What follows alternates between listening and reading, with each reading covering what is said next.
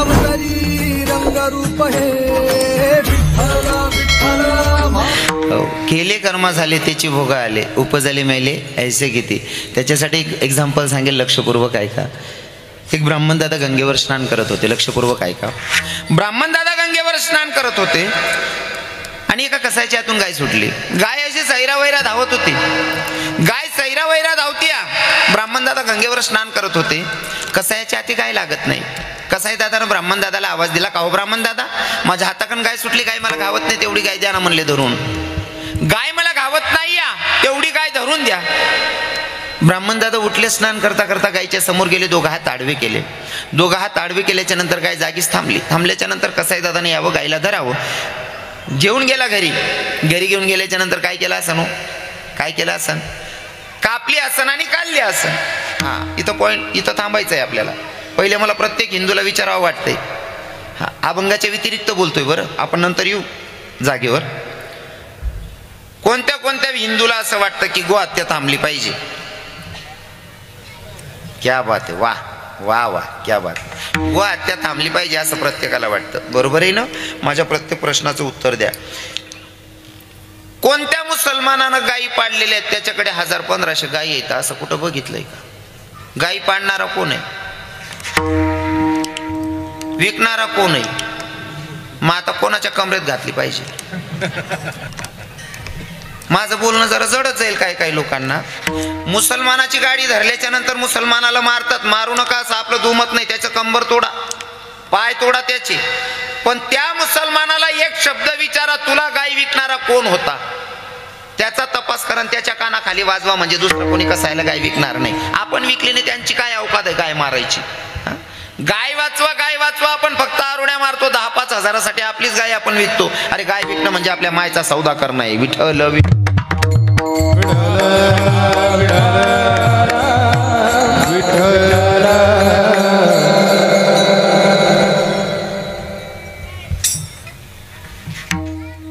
ए राजा, ए भाऊ बैस रे।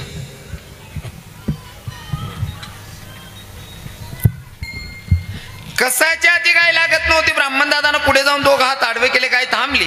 थांबल्याच्या नंतर कसाई दादानं गायला धरावं, घरी घेऊन गेलं, काय केलं असन, कापला असन आणि काढले असन, त्याचं काम माहिती हो। आता चला पुढे।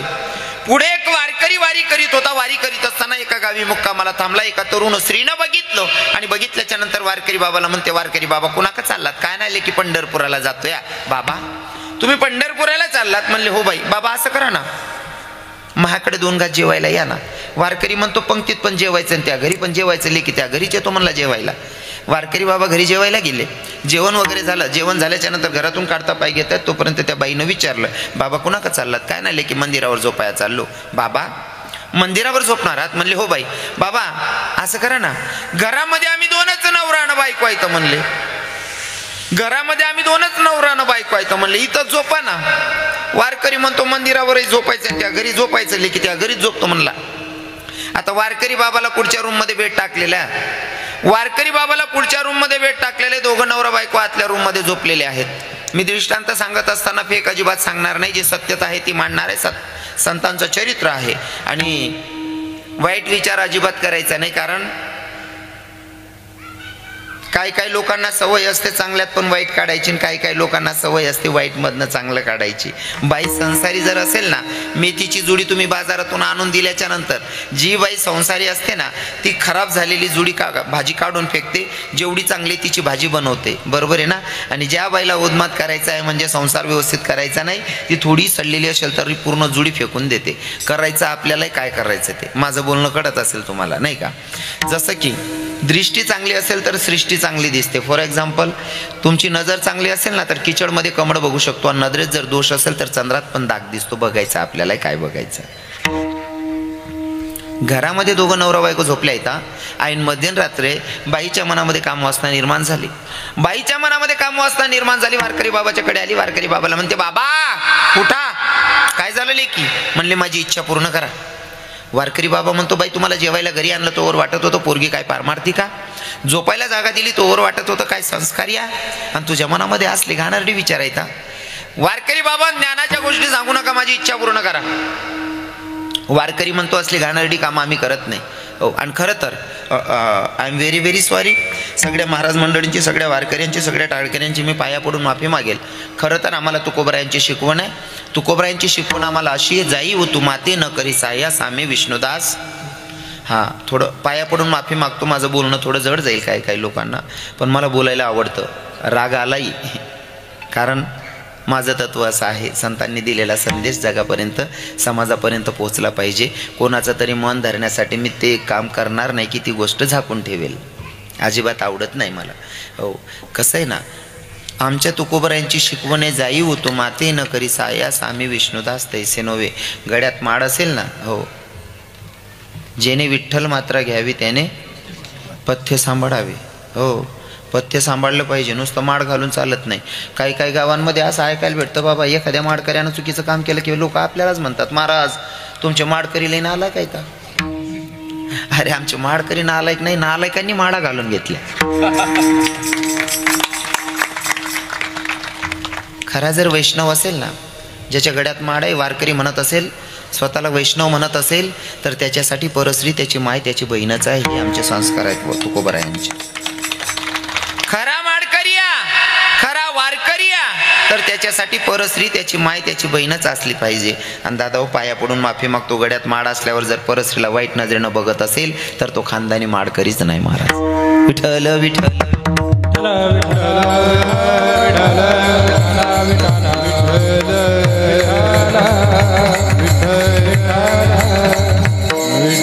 काही लोकांचे भाव वेगळे झालेले आहेत. आता आपण संत साधू ओळखताना लईच मोठ्या चुका करतो. काही लोकांची मानसिकता बाबा कशी माहितीये का, एखाद्यानं लग्नच केलं नाही त्याला आपण साधू म्हणतो. बाबा बरोबर आहे ना, लग्न केलंच नाही त्याला आपण म्हणतो संदीप दादासाहेब काय साधू. मग खरा साधू कोणाला म्हणावं? ज्याने लग्नच केलं नाही त्याला साधू म्हणावं का? काहींनी फक्त लग्न केले नाही पण संसारी लोकांपेक्षा जास्त आनंद घेत आहेत, त्यांना साधू म्हणसान का? हा, साधू कोणाला म्हणावं? चित्रेची देखुनी कामी ना काम उपजे जयाची मना तो संन्यासी नव्हे जाना ऐक बापा नरोत्तमा. चित्रातली बाई बघून सुद्धा वासना निर्माण नाही झाली पाहिजे, त्याला म्हणावं साधू. बरोबर आहे की नाही? आपण म्हणतो भैया कुटिया किसकी है, बोले तो भाई सन्यासी साधू की है. तो ये बच्चे किसके हैं? ये ब्रह्मचारी साधू के. यांना साधू तर कस म्हणावं? खरा साधू तो असतो, माझा ब्रह्मांडाचा धनी प्रभू रामचंद्र, एक पत्नी, एक वचनी आणि एक वाणी. तसा जर माणूस असेल फक्त एका पत्नीवर प्रेम करणारा तर तो रामापेक्षा कमी नाही. विठ्ठल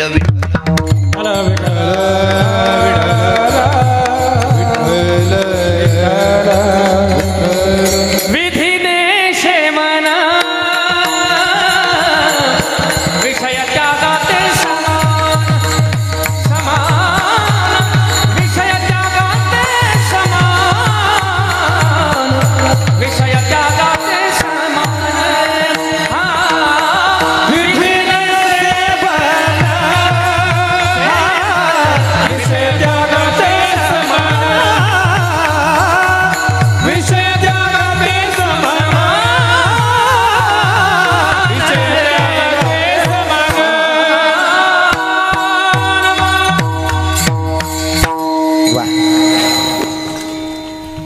दाखवली राव झलक महाराजांनी.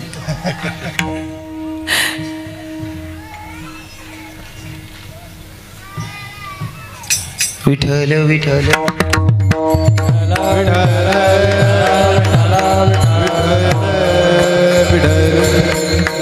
कसं आहे ना, आपले भाव बदलून गेलेले आहेत बघायचे. आपण काय ना, माझ्यासारख्याने पांढरे कपडे घातले ना गुरुजी, माझ्यासारख्याने पांढरे कपडे घातले का लोक लगेच म्हणतात हे संतच असतील. अजिबात नाही, रॉंग आहात तुम्ही. कारण काही दिसायला पांढरे शुभ्र कपड्यांमध्ये पण आहे ना बऱ्याच काळ्या मनाचे साधू फिरतायत. विठ्ठल विठ्ठल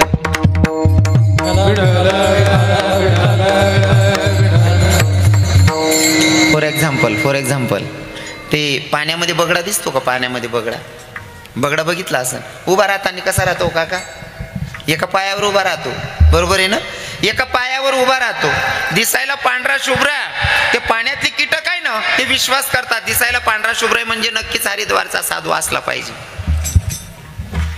इतका विश्वास करतात की तो एका पायावर उभा आहे, पण ते कीटक जवळ येतात. त्यांना माहिती आहे एका पायावर उभा आहे, पांढरा शुभ्र म्हणजे हा नक्की साधू असला पाहिजे.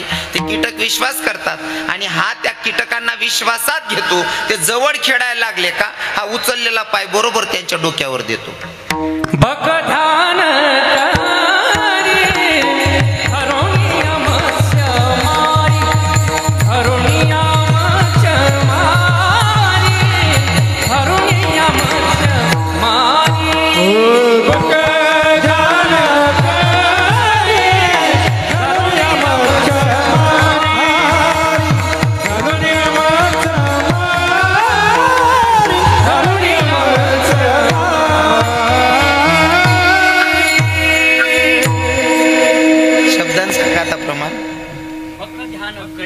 हा हा, क्या बात आहे, क्या बात आहे, वाह वाह. दिसायलाही पांढरा शुभ्र आहे गुरुजी, उभा राहतो एका पायावर. विश्वास करतात ते कीटक नाही, दिसायला पांढरा शुभ्र आहे, एका पायावर उभा आहे म्हणजे तपस्वी साधू आहे. पण जेव्हा ते कीटक विश्वासात जवळ जातात ना, हा याच्या मूळ स्वभावावर येतो आणि हा हळूच डोक्यावर पाय देतो. मग आता मला सांगा, याला साधू म्हणता येईल का? याला साधू म्हणता येईल का? अजिबात नाही. मी तुम्हाला सांगितलं ना, खऱ्या वारकऱ्याची व्याख्या तीच आहे भैया. परश्री आमच्यासाठी आमची माय, आमची बहीण, ते खरे संत, ते खरे वारकरी, नाही का? हो. आणि साधू पण तेच असतात. नाहीतर साधू सांगायला गेले तर भरपूर प्रमाण आमच्या तुकोबरायांचे आहेत, आमच्या माऊलींचे आहेत. मला ते पुढे जास्त जायचं नाही, फक्त मला विषय तुम्हाला पटवायचा. आता त्या बाईच्या मनामध्ये काम अवस्था निर्माण झाली आणि वारकरी बाबाला म्हणते, वारकरी बाबा माझी इच्छा पूर्ण करा. वारकरी म्हणतो, बाई असली घाणेरडी कामं आम्ही कधी करत नाही, असली घाणेरडी कामं आम्ही करत नाही. बाई म्हणते, वारकरी बाबा ज्ञानाच्या गोष्टी सांगू नका, माझी इच्छा पूर्ण करा. वारकरी म्हणतो, बाई तुझा नवरा घरात झोपला असल्यावर तुझ्या मनामध्ये असली घाणेरडी विचार आलीच कस काय? बाई म्हणते, तुम्हाला माझा नवरा दिसतोय वै. बाईनं काढली कुऱ्हाड आणि नवऱ्याच्या डोक्यातच टाकले, झोपेतच ठार केलं नवऱ्याला. आता म्हणते, वारकरी बाबा आता माझी इच्छा पूर्ण करा. वारकरी म्हणतो, अग्निदेवतेच्या समोर 7 फेरे घेतले, त्या नवऱ्याला झाले नाही, आमच्यासारख्यांबद्दल काय चांगला विचार करणार आहे. म्हणले, बाई असली घाणेरडी कामं आम्ही करतच नाही.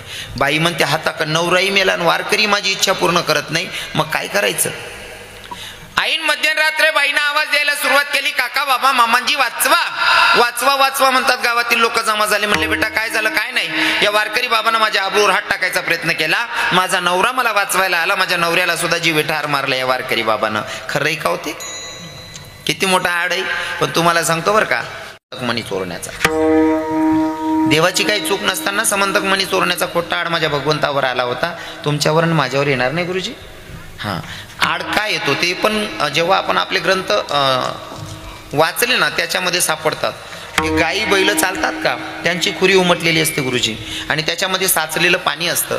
ते पाणी, साचलेल्या पाण्यामध्ये जर तुम्ही चंद्रमाचं दर्शन करून घेतलं, तुम्ही कितीही प्रामाणिक असलात तरी तुमच्यावर खोटा आड येऊ शकतो, असं शास्त्र सांगतंय. विठ्ठल विठ्ठल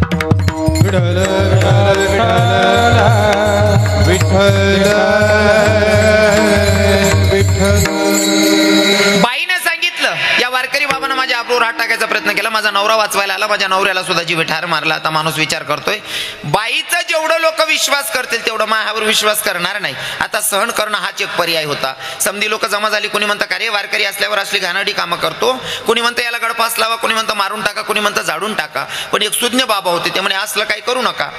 वारकरी आहे ना, वारकरी असल्यावर याच्या मनामध्ये असली घाणेरडी विचार आली ना, एक काम करा, याचे 2 हात तोडा आणि याला मोकळं करा. कारण याचे तुटलेले हात बघून कोणता दुसरा वारकरी घाणेरडी कामं करणार नाही. वारकऱ्याला चौकात बांधलं, 2 हात तोडले. 2 हात तोडल्याच्या नंतर वारकऱ्याला मोकळं केलेलं आहे. वारकऱ्यानं पंढरपुराचा मार्ग धरला, भगवंताच्या मंदिरात गेला, गाभाऱ्यात गेला, भगवंताचं दर्शन घेतलं. डोळ्यातून गडागडा अश्रू वाहत होते. देवाला सांगितलं, देवा तुझ्यासाठी पायी चालणाऱ्याला, पायी वारी करणाऱ्याला, तुझ्यासाठी भजन गाणाऱ्याला, तुझ्यासाठी टाळी वाजवणाऱ्याला जर हात गमवावे लागत असतील देवा, तर तुला करुणावंत दयावंत तरी कसं म्हणायचं रे पांडुरंगा. देवानं सांगितलं, हो तुमचा राग रुसवा, रीतशिरा, पर वारकरी बाबा यात मी काहीच करू शकत नाही, हे तुमचं कर्म आहे. कसं देवा? हे तुमचं कर्म आहे, ते तुम्हाला भोगावं लागतंय. म्हणले देवा सांगा ना कसं. मागच्या जन्मामध्ये तुम्ही शुद्ध ब्राह्मण होते. एका कसायाच्या आतून गाय सुटली. गाय सैरा वैरा धावत होती. गाय तिचा जीव वाचवत होती. कसाई दादानं तुम्हाला आवाज दिला की ब्राह्मण दादा माझ्या हाताकडून गाय सुटली, गाय मला घावत नाही, तेवढी गाय धरून द्या. तुम्ही काय केलं? गायीच्या समोर गेले, दोघं हात आडवे केले. तुमच्या या हातांमुळे गायला जीव गमवावा लागला, म्हणून ह्या जन्मामध्ये तुम्हाला हात गमवावे लागले. केले कर्म झाले. वारकऱ्याच्या डोळ्यात अश्रू होते. वारकरी बाबांना सांगितलं देवा माझा गुन्हा माझ्या लक्षात आला. अरे पण मला एक सांग ना, तिचा नवरा तर गपगुमान झोपला होता, त्याचा काय अपराध होता बिचाऱ्याचा?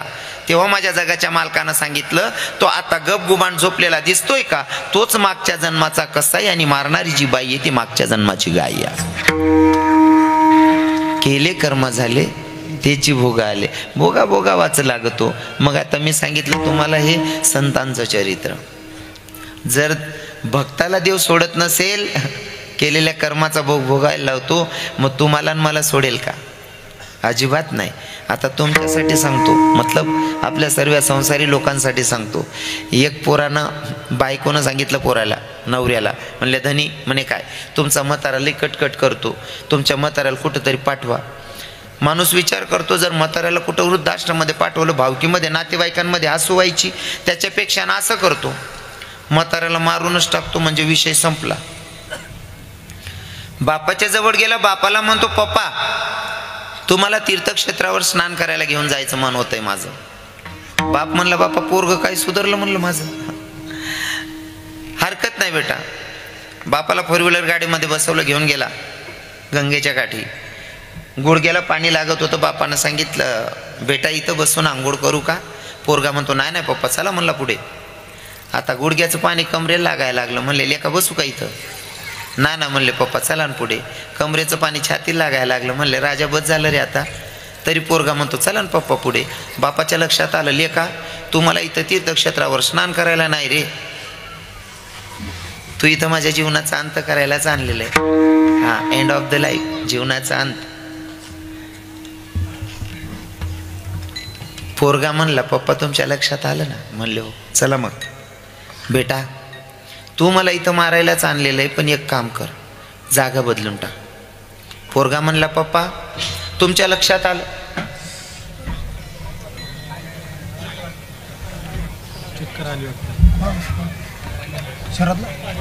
लागलं काय?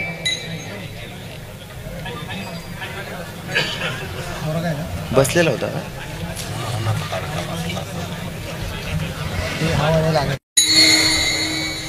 आता बोलू नका. पोरानं बापाला सांगितलं पप्पा जागा काहून बदलायला सांगताय? बापानं सांगितलं बेटा जागा बदल ना. पोरगा म्हणतो पप्पा तुमच्या लक्षात आलं ना मी तुम्हाला इथं मारण्यासाठी आणलेले. म्हणले हो.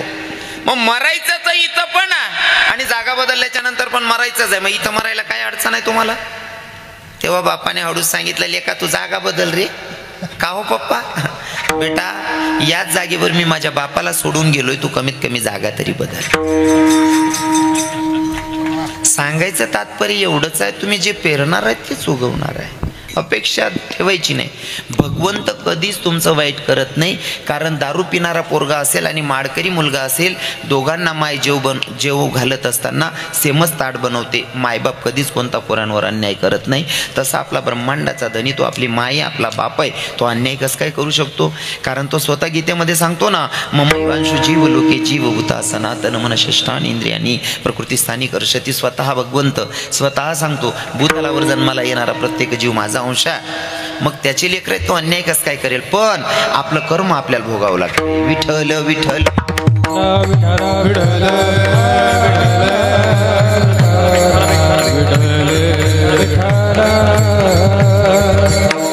पहिला दृष्टांत सांगितला संतांचा, भोगा भोगावाच लागतो. आता मध्ये सांगितलं संसारी लोकांचा. अजून सांगू का? ज्या दिवशी मरण आहे कर्मानुसार त्या दिवशी आपले मायबाप आपल्याला वाचवू शकत नाही. ज्या दिवशी मरण नाही त्या दिवशी दुश्मनानं जर मागून गाडी ठोकली तरी माणूस मरत नाही. हा कर्म. हो बोलू नका माया, बोलू नका. बघा मला आनंद वाटतोय, समाजही चांगला जमलेला आहे आणि विशेष हां बाबाजी, कीर्तनामध्ये कुत्रा सुद्धा आलेला आहे बघा ना. म्हणजे 4 पायच्या कुत्र्याला वाटलं हो कीर्तनात यावं. वा वा, जनावरांमध्ये परिवर्तन झालं राव.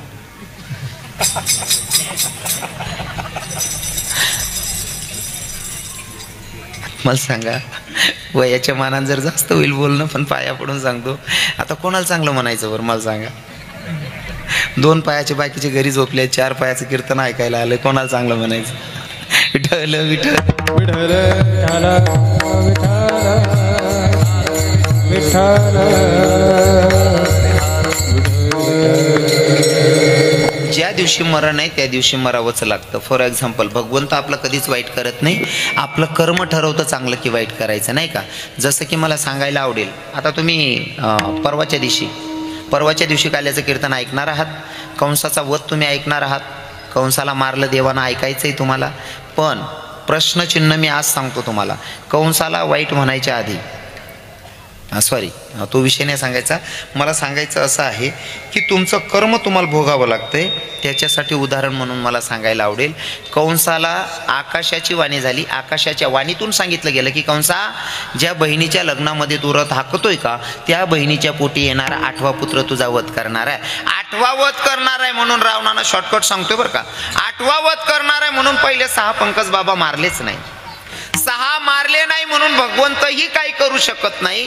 नारद महर्षींना सांगितलं, कंसाकडनं बाल हत्या घडत नाही तोपर्यंत मी सुद्धा त्याला मारू शकत नाही, अगोदर त्याच्याकडनं पाप झालं पाहिजे. मग देवाने अगोदर पाप करून घेतलं आणि मग कंसाचा वध आहे. बरोबर आहे ना. म्हणजे तुमचं कर्म ठरवतं चांगलं की वाईट, हे मला सांगायचंय. आणि कर्म जर चुकीचं असेल तर देव त्याच्या बापालाही सोडत नाही.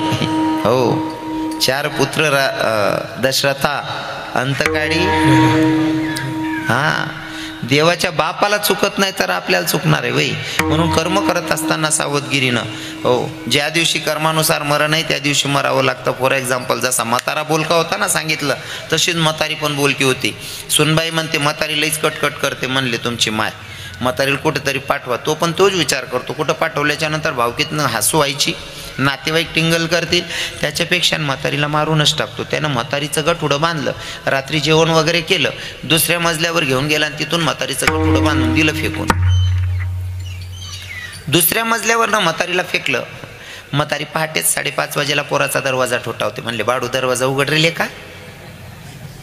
दरवाजा उघडला, मायला बघितलं, म्हणले आई 2ऱ्या मजल्यावर न फेकलं तरी पण राजा, जेव्हा तू वरून फेकलं ना तेव्हा खाली कापसाची गाडी भरली जात होती. म्हणजे सांगायचं तात्पर्य असं आहे, ज्या दिवशी मरण नाही त्या दिवशी माणूस मारूनही मरत नाही, नाही का. हां, कर्म चुकीचं आहे ते आपल्याला भोगावं लागते. मग तुम्हाला पहिला दृष्टांत सांगितला संतांचा, नंतर सांगितला संसारी तुम्ही आपण जीवाचा. आता स्वतः न्यायाधीश, स्वतः जगाचा मालक, ब्रह्मांडाचा धनी, तो स्वतः न्याय करत असताना स्वतःला सोडतो का ते ऐकायचंय. पर भजन करा विठ्ठल.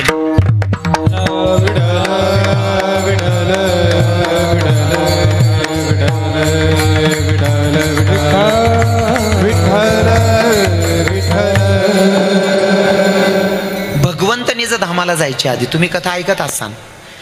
कथा होते ना तुमच्याकडे, भागवत कथा होतात ना. हा बिने नाही बिने होतात ना. इथं कथा नाही होत. संदीप दादा साहेब, कथा होत नहीं तो फिर ये गलत बात है. अगर आपके गांव में कथा ही नहीं होती भैया तो ये तो गलत बात है. कथा करनी चाहिए क्योंकि कथा जीवन की व्यथा दूर करती है.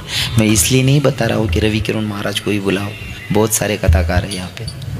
हाँ, कथा जीवनाची व्यथा दूर करते आणि कथामध्ये खूप काही शिकायलाही भेटतं. अर्थातच जसं तुम्हाला एखाद्या ब्राह्मणानं सांगितलं तुम्हाला पितृदोष आहे, तुम्हाला नारायण नागबली करावं लागन, इतकं सगळं काही करायची गरज नाही. गावात जर तुम्ही भागवत कथा चालू ठेवली तरी तुमचं सुद्धा सगळ्या गावाचा पितृदोष जातो. ही कथेची ताकद आहे. म्हणून कथा सुद्धा झाली पाहिजे. तर ऐका, भगवंतनी जर धामाला जायच्या आधी उंबर वृक्षाच्या खाली झोपलेले होते, पोहळलेले होते. आणि देवाची पद्धतच आहे, उभं राहताना गुरुजी पायात आडी टाकून, उभं राहताना पण पायात आडी या आणि झोपताना सुद्धा पायात आडी या. हा टेढा आहे, पर कन्हैया मेरा है. उभा राहायची पद्धत पण तशी त्याची, झोपताना पण पायात आडी असते. हो, आता देवाच्या पायात आडी होती.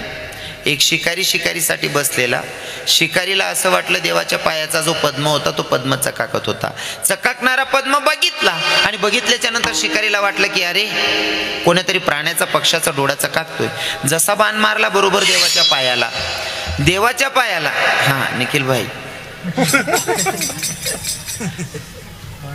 आज जरा वातावरणच तयार होतंय राव. ते पाणी बिनी सांगितलं, लगेच पाणी, लगेच शस्त्रास्त्र, लगेच तयार. चांगलंय, अशी तयारी पाहिजे. कसं असतं ना,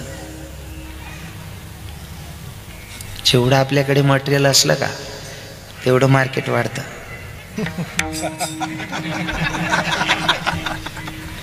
आमच्याकडे एक आयराणीमध्ये म्हण आहे, तुम्ही माझं कीर्तन ऐकत असाल, माणसानं दुकान लावायचं असेल तर नुसतं एका वस्तूनं दुकान चालत नाही, सर्व माल भरून ठेवावा पडतो. हो, आयराणी मग एक म्हण आहे, नुसतं आहे ना कडावर दुकान लागत नाही. समजलं का? हां, दुकान लावायची असेल तर सगळंच मटेरियल ठेवावं पडतं आणि ते चांगलं आहे भैया, खूप छान. विठ्ठल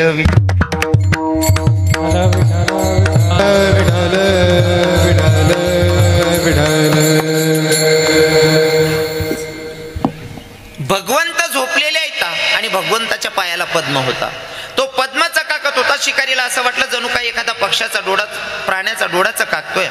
जसा बाण सोडला तसा देवाच्या पायाला, आणि देवाचं मरणच अंगुष्ठात होतं.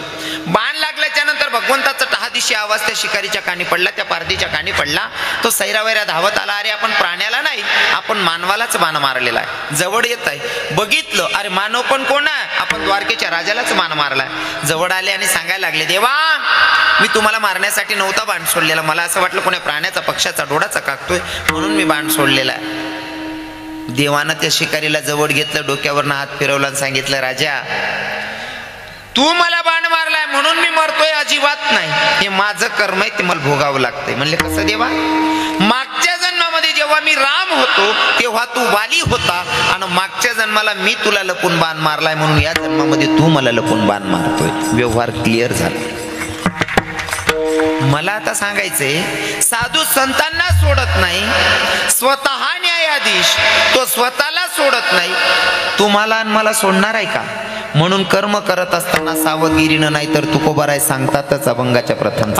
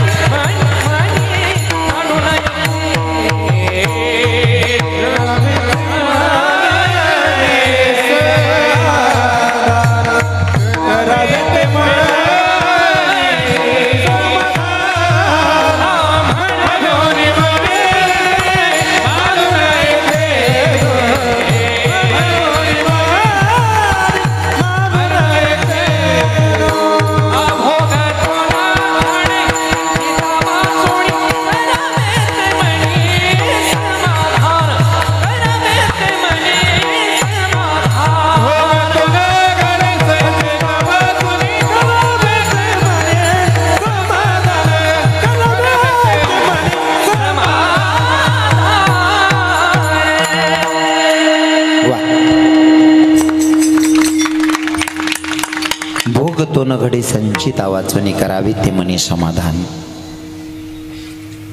भोगतो न घडे संचिता वाचून करावे ते मनी समाधान. पुढे जाऊन महाराज सांगतात, हो, भोगतो न घडे संचिता वाचून करावे ते मनी समाधान. करावे ते मनी समाधान सांगतात. लक्षपूर्वक आहे का? पहिले तर भोगतो न घडे संचिता वाचून, जर माझ्या नशिबी काहीतरी संकटाला तोंड द्यायचे, मी संकटाला तोंड देतोय, मग तुकोबर आहे तुम्ही पुढे म्हणताय की भाई करावे ते मनी समाधान. कसं शक्य? एखाद्या व्यक्तीला विंचवानं डंक मारली आणि त्या व्यक्तीला तुम्ही सांगायचं, दादा आपल्याकडे गुलाबजाम पडलेला आहे, खातो का? कसं वाटतंय हो गुरुजी, कसं वाटतंय? हे तसंच झालं ना. भोगतो न घडे संचिता वाचून. समजा माझ्या नशिबी जरी एखादं मोठं संकट आहे, त्या संकटाला तोंड देतोय आणि महाराज म्हणतायत पुढे जाऊन करावे ते मनी समाधान. साधकांचा प्रश्न आहे, तुकोबर आहे तुम्ही म्हणसान त्या गोष्टीवर आम्ही विश्वास ठेवू, पण तुमच्या परमार्थामधलं एखादं उदाहरण सांगा. आता तुकोबरायांनी काय प्रमाण दिलं असेल, आपण तुकोबरायांच्या पायाची दूरही बनू शकत नाही. रविकिरण महाराज उगा प्रयत्न करेल, पण तुम्हाला पटवेल एवढं नक्की आहे. ऐका, कुरुक्षेत्रावर युद्ध चालू होतं.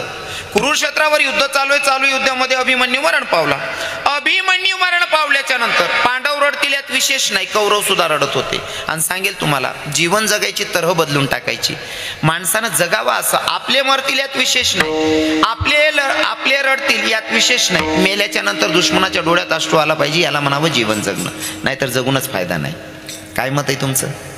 काय मत आहे? काही लोक जगतात, काही लोक फक्त माय भलावर मेरी बीबी भली, कोणाच्या सुखात नाही कोणाच्या दुखात नाही. हां, बरोबर आहे ना. आमच्याकडे नंदुरबार आहे, तुम्हाला माहिती असेल नंदुरबार, माझा एकदम मित्र आहे. आता ते आमच्याकडे वारकरी बँड चालू केली गुरुजी प्रेतयात्रेमध्ये. नंदुरबारला घेऊन गेले ते प्रेतयात्रेला बँडवाला दादा, माहिती असेल तुम्हाला. हां, ते घेऊन गेला. म्हातारी मेलेली होती संध्याकाळी 7 वाजेला. 7 वाजेची म्हातारी मेलेली. सकाळी बँडवाल्याला सांगितलं, बँडवाला सकाळी गेला 9 वाजेला. आता बँड चालू करायचा आहे म्हणून बाजूच्या घरवाल्याचा दरवाजा ठोठावला. म्हणले, दादा बाबा काका कोणी आहे का, दरवाजा उघडा ना. एका बाईनं दरवाजा उघडला. म्हणले, काय भाऊ? म्हणले, ही पिन तुमच्या बोर्डमध्ये टाका. म्हणे, का काय करायचंय? म्हणे, बँड चालू करायचं आहे. म्हणे, कोणाची हळद आहे? म्हणे, हळद नाही, तुमच्या गावात म्हातारी वारली, तुमच्या गल्लीतच वारली, गल्लीत नाही तुमच्या घराच्या बाजूलाच वारलेली. आता मला सांगा, भिंतीच्या आडमध्ये म्हातारी मेली तरी माहीत नाही.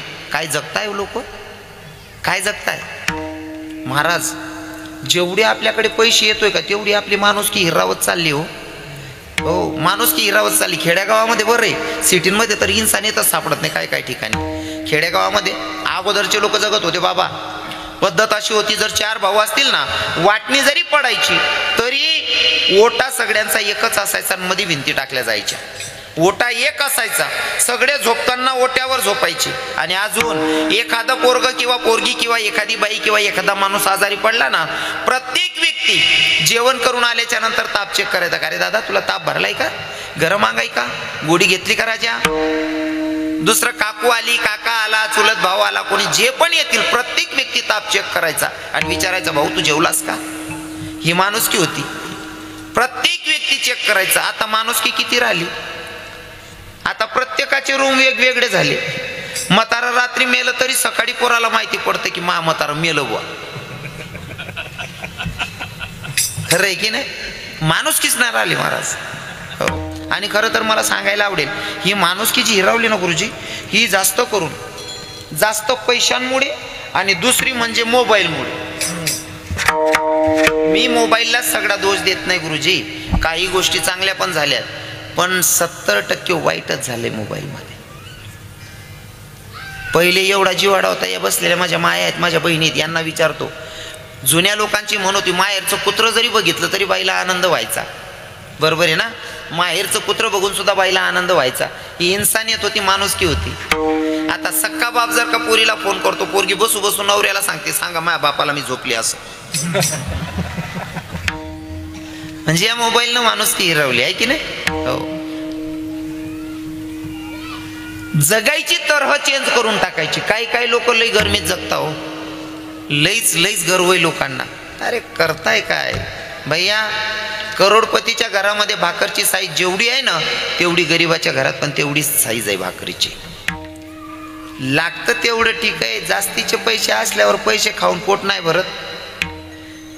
पण काही लोकांना लई पैशाची गरमी, तेवढं बरं आहे. वातलवाड्यामध्ये नाहीत तशी लोक. हा, साधी लोक आहेत इथं, नाही का? कारण मला अजून 15-20 मिनिटं थांबायचं. कारण मी जिथं कीर्तन करतो तिथलं काही सांगतच नाही गुरुजी. आपण एकटा आलेला असतं का उगच.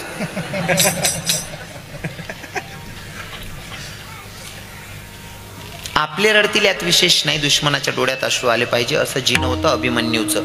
वास्तविक पाहता पांडवांना संपवायचं होतं, कौरवांना गुरुजी पांडवांना संपवायचं होतं, तरी सुद्धा अभिमन्यू मेल्याच्या नंतर कौरव रडत होते. पांडवांचा पुत्र होता, अर्जुनाचा मुलगा होता, रडतील नवीन नाही, पण कौरव रडत होते. ऐका ना, त्या जागेवर कृष्ण भगवंत उभे होते. कृष्ण भगवंताकडे धर्मराजानं बघितलं, युधिष्ठिरनं बघितलं आणि कन्हैयाला सांगितलं, कन्हैया अरे हमें इतनी ताकत नहीं कि हम जाके सुभद्रा को बता दे कि भाई तेरा लाडला हमें छोड़ के चला गया. कन्हैया हमारा थोड़ा सा काम कर दे भैया. सुभद्रा के पास जाओ, सुभद्रा को बता दे कि भाई तेरा लाडला हमें छोड़ के चला गया. कृष्ण भगवंत विचार करत होते की भैया पांडव पुत्र मेलाय, कौरव तर आपले दुश्मन आहे, मग संदेश तर मलाच द्यावा लागणार आहे. हो, आता माहितीचा निरोप सांगायला या अगोदर माणसं जात होती. हा, हे एक काम चांगलं झालंय मोबाईलमुळे. नाही तर पहिले काय ना, माहितीचा निरोप सांगाय माणसांना पाठवत होते मोटरसायकली बायसिकलने, नाही का. नाहीतर काही जवळपास असायचे, पैदल पण जायचे. तुमच्याकडे पण अशीच पद्धत होती ना? बाबा. हां, नाही म्हणजे कसं आहे ना, मी पार दोंडायच्या वरनं म्हणजे 250 किलोमीटर अंतरावरनं आलोय. कदाचित तुमच्याकडची पद्धत वेगळी असू शकते. कसं आहे ना, 12 कोस गेल्याच्या नंतर भाषा पद्धत प्रथा चेंज होतात. आता आमच्याकडे असं आहे, माणूस मेल्यावर जाळतात. तुमच्याकडे जीव गेलो म्हणजे जवळ सेमच आहे बुवा. माहितीचा निरोप सांगायला अगोदर माणूस जायचा. कन्हैयाला सांगितलं, कन्हैया सुभद्रा के पास जाओ, सुभद्रा को बता दे कि तेरा लाडला हमें छोड़ के चला गया. कृष्ण भगवंत निघतात, विचार करता इकडनं जायचंय, सुभद्रेला सांगायचंय सुभद्रे तुझा एकुलता एक पोरगा मरण पावलाय. पण हे सांगताना जरा हुशारीनं सांगावं लागेल, कारण तिचा एकुलता एक पोरगा मरण पावतोय आणि हा संदेश आपण डायरेक्ट जर सांगितला तर तिला कधीही अटॅक येऊ शकतो. म्हणजे मुलगा तर गेला पण माय पण जाऊ शकते. आणि बऱ्याच म्हणण्यापेक्षा 98% मायांचा पोरांमध्ये तितकाच जीव असतो. 2% वजा केल्यात मी. 2% का वजा केल्यात इथं पण सगळ्यांची माफी मागेल, कारण काही मायांनी पोटातल्या पोटात पोरी मारल्या म्हणून त्या 2% वजा केल्या. माझं बोलणं कळलं असेल तुम्हाला. कारण आपलं बोलणंच तसं असतं गुरुजी, केला इशारा जाता जाता.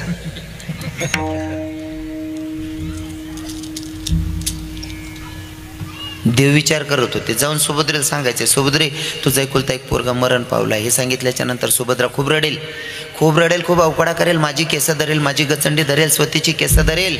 हो, मला मारायला उठते की काय, असे भरपूर प्रश्न देवाच्या मनात होते. देव गेले आणि सांगायला सुरुवात केली, सुभद्रे तुझा अभिमन्यू गेला. कुठे रे दादा, कुठे गेला माझा अभिमन्यू? बाई तुझा अभिमन्यू गेला. अरे दादा सांग ना कुठे गेला? अजून कुठे युद्ध चालू आहे का? कुठे युद्धाला पाठवलं का माझ्या लेकाला? नाही ग बाई. मग सांग ना दादा कुठे गेला? बाई तुझा अभिमन्यू आपल्या समध्यांना सोडून कायमचा गेला. देवानं विचार केला होता, सुभद्राला जेव्हा सांगेल तुझा एकुलता एक पोरगा मरण पावला, सुभद्रा खूप रडेल, खूप अवकडा करेल, कदाचित माझी गचंडी धरेल, मला मारायला उठेल, स्वतःची केस तोडेल. पण याच्यातली कोणतीही कृती सुभद्रा करत नाही. सुभद्रा जागीच धरणीवर बसली. सुभद्रा बोलतही नाही आणि सुभद्रा रडतही नाही. देवाला वाटलं कदाचित सुभद्रा वेडी झाली की काय, कारण इथं बसलेल्या टोपीवाल्या बाबांना, इथं बसलेल्या मायांना अनुभव असेल. बाईच्या कानावर जर दुःखद बातमी पडली तर बाई रडली पाहिजे. जर रडली नाही तर वेडी होण्याची दाट शक्यता असते. बाईच्या कानावर दुःखद बातमी पडली म्हणजे तिच्या डोळ्यातून अश्रू आले पाहिजे. जर रडली नाही तर वेडी होण्याची दाट शक्यता असते.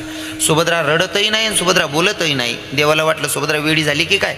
जवळ आले, सुभद्रेला सांगायला लागले, सुभद्रे अगं रडना, अगं तुझा एकुलता एक पोरगा मरण पावला, तुला रडायला येत नाही. सुभद्रे अगं रडना. सुभद्रा काहीच बोलत नाही.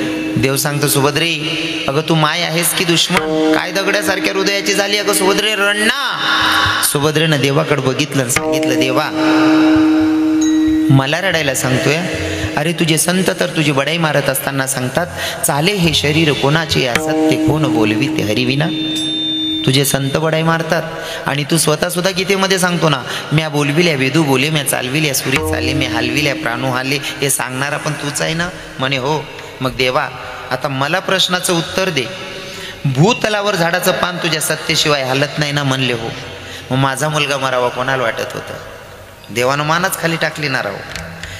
भूतलावर जर झाडाचं पान तुझ्या सत्तेशिवाय हालत नसेल, माझा मुलगा मरावा कोणाला वाटत होतं? देवानं मान खाली टाकली, हळूच मान हलवली. म्हणले हो बाई मलाच वाटत होतं. मग देवा तू मला रडायला सांगतोय, एकीकडे मुलगा मेला, दुःख आहे, पण तू तुझ्या भक्तांचा वाईट विचार करणार नाही, हा माझा तुझ्यावरचा दृढ भाव आहे. मुलगा मेला म्हणून दुःख व्यक्त करायला सांगतोय, पण एकीकडे तू आमचा भगवंत आहे, तुझ्या इच्छाप्रमाणे सगळ्या गोष्टी होतात ना. हे पण तुझ्याच मनात होतं ना माझा मुलगा मरावा. मग हे तुझ्या मनासारखं झालं ना? म्हणले हो. मग मुलगा मेला हे दुःख व्यक्त करू का माझ्या भगवंताच्या मनासारखं झालं म्हणून आनंद व्यक्त करू? कृष्णा सांगणारे काय करू, करावे ते मनी समाधान. साधकांना पटलं, साधकांनी सांगितलं ठीक आहे देवा तू बरोबर आहे, तुम्ही म्हणसान बरोबर, पण आमच्या जीवनामध्ये असं संकट आल्याच्या नंतर आम्ही संकटाला तोंड देतोय, मग घरात रडत बसण्यापेक्षा काहीतरी मार्ग सांगा ना. तर तुको बरं सांगता, जीवनामध्ये किती मोठं संकट आलं, संकटाला कवटाळत बसू नका. मग काय करा, स्वतःच्या मनाशी संवाद साधा आणि त्या गोविंदाचं भजन करा जो वृंदावनमध्ये गोपिकांसोबत रास क्रीडा करतोय का, त्या गोविंदाचं भजन करा. महाराज सांगतात अभंगाच्या दुसऱ्याच्या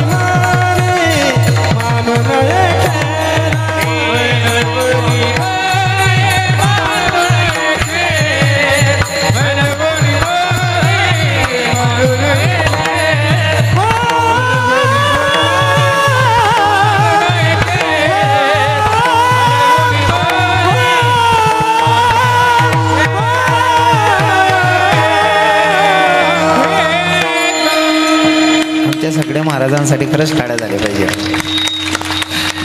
आमचे मृदंगाचार्य बाबा, मी तर म्हणेल आपके हातों में जादू है. कसं असतं माहिती आहे का, कीर्तनकार कितीही ज्ञानी असेल ना, जोपर्यंत ही मंडळी चांगली भेटत नाही तोपर्यंत अजिबात सक्सेस नाही. किती मोठा महात्मा घेऊन या तुम्ही, सगळ्या खेळ यांच्यावर आहे. थोडक्यात ज्याची भावकी चांगली असली का कार्यक्रमाला रंगत येते. और सुनो, आमचे महाराजजी वाजवत आहे ना, तुम्ही बघताय माझ्याकडे, माझा तोलच जातोय. म्हणा काही म्हटलं माझ्याकडनं नाचलंच जातंय थोडंफार. आणि तुम्ही 2 वर्ष अगोदर मला बघितलंय, मी नाचत राहतो. गुरुजी बात ऐसी है कि भाई हम राधा रानी के भक्त हैं. हम तो जैसे राधा को मतलब मीरा जी और राधा जी को भगवान पसंद थे और मनाया भगवान को, तो भाई नृत्य करके ही मनाया है. तो ये भी हमारे गोपी भाव रहते हैं भगवान को रिझाने के लिए. मी नाचत राहतो. याच्यासाठी लोक काय म्हणतात हे पहिले डोक्यातून काढून टाकलेले. लोक कोणालाच चांगलं म्हणत नाही. मला म्हणतील यापेक्षा का ठेवायची.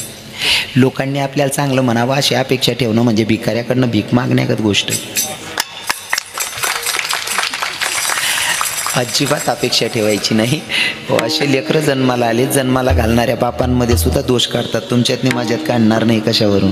तो का म्हणे जग तो तोंडीला साबण, हा तो तोंडीला साबण, तो तोंडीला साबण. तो का म्हणे जग तो होई बाबा, हे तो तोंडीला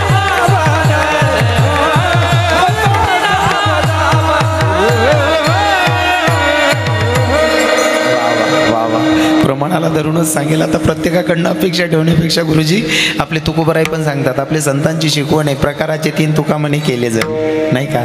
सगळेच लोक आपल्याला चांगले म्हणतील अजिबात नाही. आणि अपेक्षा ठेवणं सुद्धा चुकीचं असेल.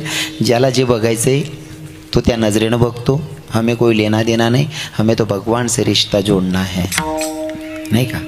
हो, माझ्या मीराबाईला लोकांनी नावं ठेवण्यापेक्षा स्वतःच्या बापानं विरोध केला, ऐकलं नाही. हो, जेव्हा लोक विरोध करतात समजावं आपण भगवंताच्या नजदीक आहोत. आणि मी तर बस लोक काय म्हणतात त्याच्यापेक्षा लोकांना काय आवडतं याच्यापेक्षा माझ्या देवाला काय आवडेल ते करायला आवडतं मला. कारण लोकांची अपेक्षा कधीच पूर्ण होत नाही गुरुजी. फॉर एक्झाम्पल, तुम्ही जर तुमच्या भावाचं, बहिणीचं किंवा पुढे जाऊन लेकरांचं लग्न करायचं ठरवलं तर तुम्ही म्हणसान आमच्या गावामध्ये लग्नाची पंगत देतात, आमच्या गावामध्ये 7 पदार्थ बनवतात, मला 9 बनवायचे. गावात 9 पदार्थ बनवत असतील, मला 10-12 बनवायचे. गावातले लोक, भावकीतले लोक, येणारे नातेवाईक सगळे खुश झाले पाहिजे. गावात 7 पदार्थ बनतात, तुम्ही 10 बनवून टाका लोकांना खुश करण्याच्या नादात. पण जेव्हा लोक जेवण करून हात धुवायला उभे राहतात का, तिथं ऐकायचं सगळं बरोबर होतं रे, पण अजून खमन राहिला असता तर मजा आली असती. काढली का कमी, काढली का. ज्यांना कमी काढायचे राहतात. म्हणून ज्या लोकांना तुमच्या दोष बघायचा आहे ते दोष बघतील, या लोकांच्या नादी लागायचं नाही. तुमच्यासाठी सांगतोय, बिंदास जीवन जगायचं. हाँ भाई, एकच भाव ठेवायचा. हे मुझे लगी प्रभु संग प्रीत, ये दुनिया क्या जाने, मुझे लगी शाम संग प्रीत, दुनिया क्या जाने भाई, क्या जाने दुनिया क्या जाने. मुझे मिल गया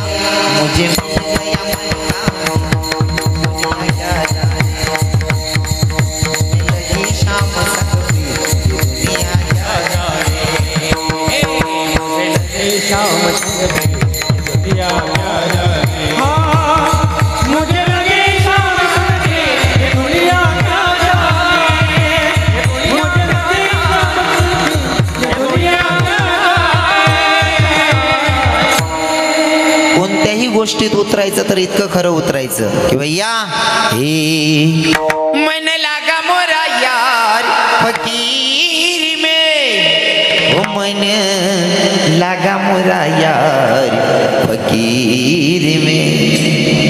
लोकांच्या नादी लागणेच नाही. ज्यांना दोष काढायचा आहे ते दोष काढतात. हो, काही लोकांना चांगल्यातून वाईट काढता येतं, काहींना वाईटमधनं पण चांगलं काढतात, नाही का. भाव असतो. आणि मी लोकांचा विचार करून जगणं सोडून दिलंय. तसं तरुण भावांना सांगतो, कदाचित दादा तुम्हाला थोडा सपोर्ट करतो मी. जेव्हा तुम्ही चांगलं कार्य करायला निघतात ना, तेव्हा तुमच्या नावानं टिंगल करणारे आणि माझ्या भाषेत किडे पाडणारे असतातच. जेव्हा तुम्ही चांगलं करायला निघतात ना तेव्हा तुमच्या नावानं किडे पाडणारे असतातच. फॉर एक्झाम्पल, एखादा मुलगा जर काही करायला निघाला ना बाबा, हो काही इथं चांगली लोक आहेत, इथलं मला काय नाही सांगायचं. पहिलेच सांगितलं मी एकटा आलोय आणि रिअल पण सांगतो, इथलं खरंच काही नाही सांगत. मी मतलब फिरतोय ना, जेवढं फिरतोय तो अभ्यास सांगतोय. एखादा तरुण मुलगा जर काय करायला निघाला ना, आपल्या बापाच्या वयाचे असतात बरं का, 50-50 वर्षाचे, 60-60 वर्षाचे, 2-3 म्हातारे असे बसतात. आणि एखादा मुलगा जर काय करत असेल ना, मग ते एकमेकांना, तात्या या आप्पाचं पोरग वेळ दिसतंय राव, काही करत राहते. मग अजून तात्याकडे जास्त जड असतं त्याच्यापेक्षा, वेळ आहे रे ते. आणि त्यो पोरग सक्सेस झालं का, हे किडे पाडणारेच त्याच्या दारात जातात. ते म्हणतात, भाऊ हे राजा पेढा कधी खाऊ घालतोय, तू खा.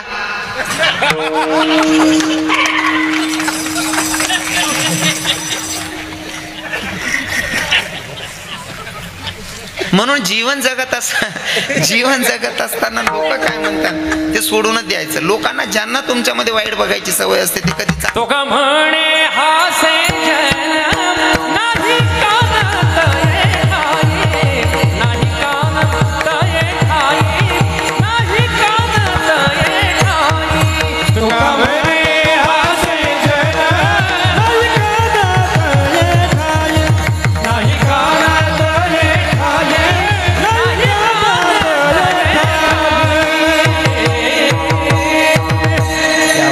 तुका म्हणे हास्य जल. महाराजजी गोड प्रमाण घेतात तुम्ही. खरं तर मला खूप म्हणजे तुमच्यामध्ये खूप स्फूर्ती येऊन गेलेली. माझी तब्येत बरी नाही, पण इथं आल्याच्या नंतर तुम्ही सगळे लोक, आणि खरं सांगू का, बऱ्याच गोष्टी अशा असतात चेहरा बघून काम होतं दादाश्री. काही लोकांचं तोंड बघितल्याच्या नंतर माणसाला समाधान वाटतं. मला आहे ना, हसत खेळत दिसलं का वातावरण, जरा रमतो मी. आणि सगळे महाराजांनी मला बघितलं, प्रत्येक महाराजांनी मला स्माईल दिली.